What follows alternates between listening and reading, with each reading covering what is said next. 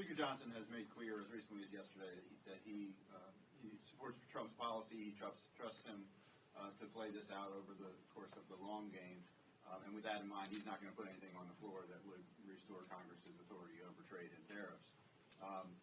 There are Republicans, however, who support your position in the House and the Senate. Wondering if you were in discussions with any of them about forcing a vote via discharge petition or some other gimmick. We've seen those get 218 signatures recently. Yeah, I think there are discussions, but one of the things we want to do is continue the pressure, because a lot of them are still not feeling the pressure from the constituents that they need to feel in order to vote their conscience and their districts against the Trump administration. So we're going to keep forcing this as an issue, and I think there are plans to have a vote on this, but it has to kind of percolate for a little bit. And as long as Trump keeps these tariffs in place, I think it's going to be, we're going to get more and more support. He announced an additional 50% tariffs on China if they don't respond by tomorrow. Well, there are some tariffs that have already been in place since his first term, and that Biden increased a little bit. You're going to see those probably go up to 200%. Think about it, 200% tariffs on some goods. So this is going to be, it's going to get really ugly and messy. And in my interpretation, being on two of the committees I'm on, China has been preparing for this trade war since the last Trump administration. They're not, and also nations don't make decisions solely based on economics. They base it also on national pride.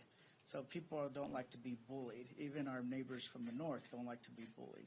So we're going to keep up the pressure on the Republicans to get more, because right now, I'm pretty sure if one of them speaks up, it's for political purposes, and they'll get slapped back into place by Trump or Elon Musk pretty quickly. So there's a safety in numbers, so it can't be one or two. It has to be at least a dozen for them to hold strong.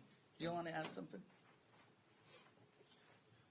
Thank you. So Representative Gomez and I serve on Ways and Means, which has jurisdiction over trade. And it is not in a recent event that Congress ceded its authority to the administration on trade. It's something that's been happening across time, but it's something we need to bring back.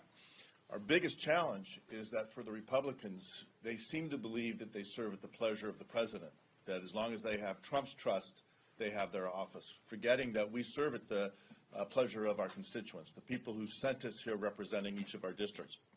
And as they look at the impact that these tariffs are having back at home, whether it is a rural community, farmers who depend on access to global markets to make ends meet, to cover their costs and achieve a little bit of a profit, or it's in urban communities where you're going to see factories shut down or already seeing layoffs in places like Stellantis announced a 900 person layoff. The pain is real, and it's only going to get worse. You look at the list, the products sitting on this table, every one of them is going to be more expensive. My coffee subscription, I got the email yesterday, went up not a little bit, went up 18%. Right? So someone mentioned that if you take away a parent's coffee, they're going to be cranky. I think everyone's going to be cranky as they see those prices rise. Until that pressure is applied to the representatives, saying this is not what we voted for. The election last November was about lowering costs, making it easier for families to make ends meet and get ahead. And what the president is doing is making it harder for families to feed their children, to provide their health care, to put the roof over their head. Until we see that pressure, I don't think we're going to see Speaker Johnson do anything that the president doesn't tell him to do. It's unfortunate. We'll continue to apply that pressure. We need Congress to retake its authority defined in the Constitution, and put us on a track that grows our economy, creates opportunities for the workers of the nation, but does it in a way that gives us a chance to access markets around the world.